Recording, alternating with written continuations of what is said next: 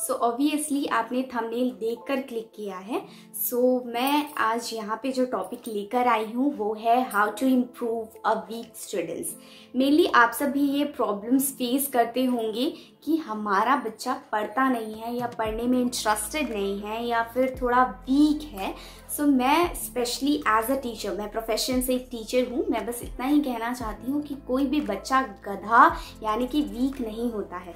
बस बात इतनी सी है कि उसे थोड़े ज़्यादा एफर्ट की ज़रूरत होता ये है मेनली कि बच्चा क्लास 3rd में पहुंच जाता है और उसको स्टिल नर्सरी का या KG 1 के बेसिक्स क्लियर नहीं होते या फिर पता होते हैं पर वो भूल चुका होता है, थोड़े बहुत वो भूल चुका होता है, उसमें वो क्लियरिटी नहीं होती और कई दिक्कतें आती है। या तो फिर बच्चा पढ़ने में ही इंटरेस्टेड नहीं है या फिर उसको अटेंशन ही नहीं है, उसको मज़ा ही नहीं आ रहा है। ठीक है, ही और शी ऑलवेज फील बोर्ड।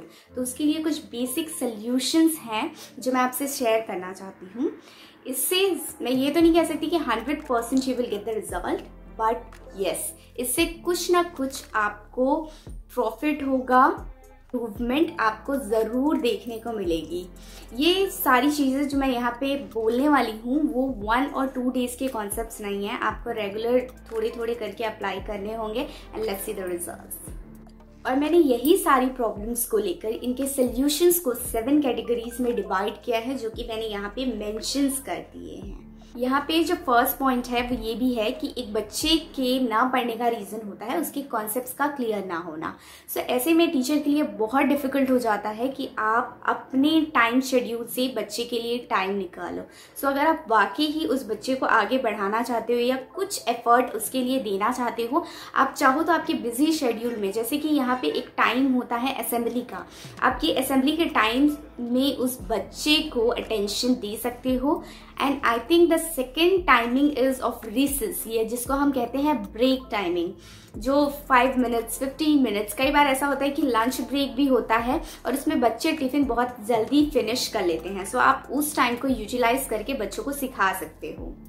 को असेंबली के टाइम भी टाइम नहीं मिल पाता है या फिर एक्स्ट्रा क्लास लेने का वक्त नहीं है, तो आप ये भी कर सकते हो कि जो आपकी क्लास है उसमें आप सिर्फ 5 मिनट उस बच्चे के लिए निकाल लो जिसके बाकी ही कॉन्सेप्ट्स क्लियर नहीं है। अब ये हर बच्चे के लिए तो पॉसिबल नहीं है, बट उस बच्चे की नोट कॉपी पे आप वो जो बेसिक्स पॉइंट्स है या आप सबमिट कर लो और उसको लिख के बोलो कि बच्चा ये होमवर्क है, इसको करके आना है कल, या फिर उसी टॉपिक को लेकर कुछ बेसिक्स पॉइंट्स आप उसकी कॉपी पे नोट कर दो, या फिर एनी काइंड ऑफ आप 5 मिनट उस बच्चे के लिए निकालो। आई थिंक वो 5 मिनट्स उसकी लाइफ में बहुत ज़्यादा पोटेंशियल ऐड करने वाला है। This is the first reason which I think कि यहाँ पे बच्चों के लिए अप्लाई हो सकता है। सोल्यूशन है पेरेंट्स इसलिए सेकंड सोल्यूशन है क्योंकि मे बी जो कॉन्सेप्ट्स टीचर क्लियर नहीं कर पा रही है, क्योंकि टीचर के पास इनफ टाइम नहीं होता है, उसके पास एज अ एक शेड्यूल होता है कि आपको इतने टाइम में इतने कॉन्सेप्ट्स क्लियर करने हैं।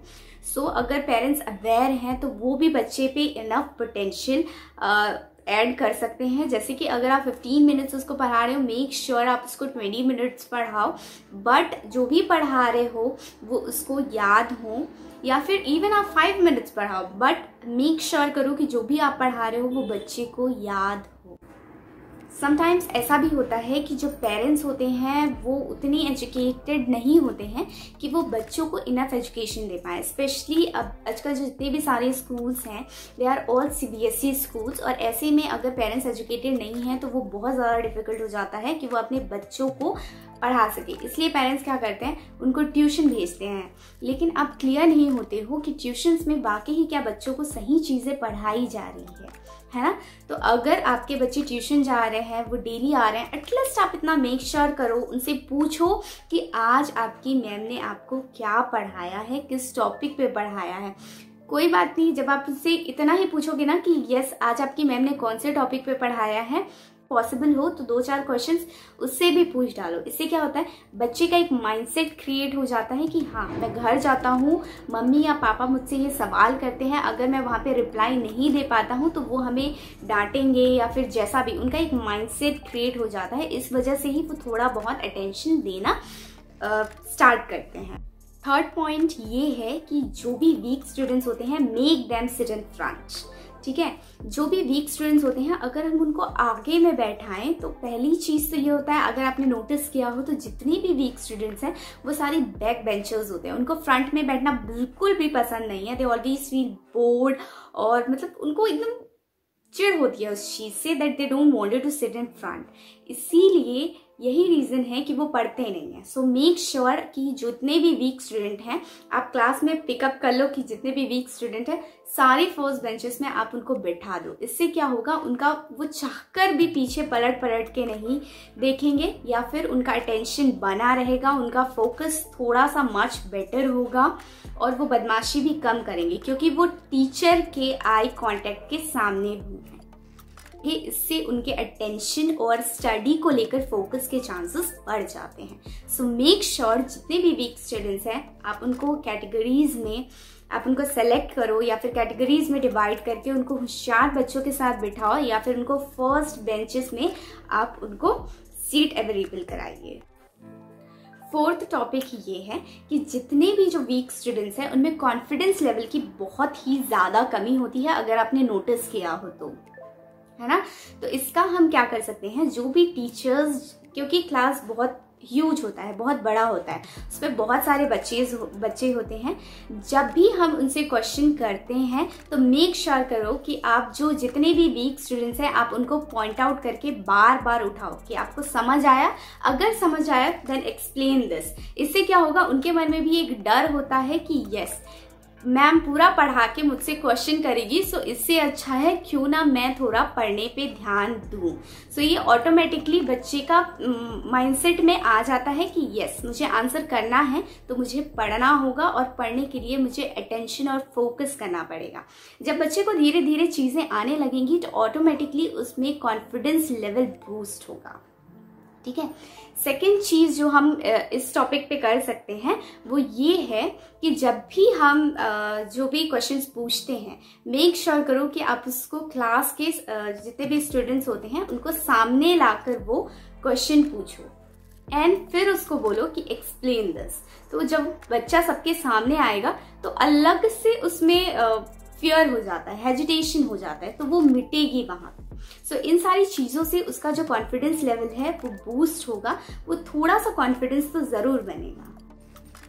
फिफ्थ पॉइंट ये है कि मेरे पॉइंट ऑफ व्यू के अकॉर्डिंग जो है टीचर्स को थोड़ा सा बच्चों के साथ पोलाइट होना चाहिए। आई नो 100% नहीं, बट स्टिल इतना कि कई बार ऐसा होता है ना कि बच्चों के अंदर बहुत ज़्यादा डर हो जाता है जिसकी वजह से वो हमसे खुलकर डिस्कस नहीं कर पाते हैं चीज़ें। मे भी उन्हें कोई कॉन्सेप्ट समझ नहीं आ रहा है, वो डर की वजह से नहीं बोल पाते हैं कि यस मैम हमको ये समझ नहीं आ रहा है, ठीक है। सो कोशिश करिए थोड़ा सा बच्चों के साथ पोलाइट होइए। कई बार ऐसी भी दिक्कतें आती हैं कि उनकी फैमिलीज इश्यूज होते हैं या फिर कुछ दिक्कतें होती हैं उनको जो वो ना तो पेरेंट्स से कह पाते हैं ना टीचर से कह पाते हैं। सो मेक श्योर वो अपनी दिक्कतें आपके साथ शेयर करें, क्योंकि जब तक वो आपके साथ क्लियर नहीं होंगे दे कांट फील फ्री, और जब तक आप दिक्कत नहीं जानोगे तब तक there will be a no solution.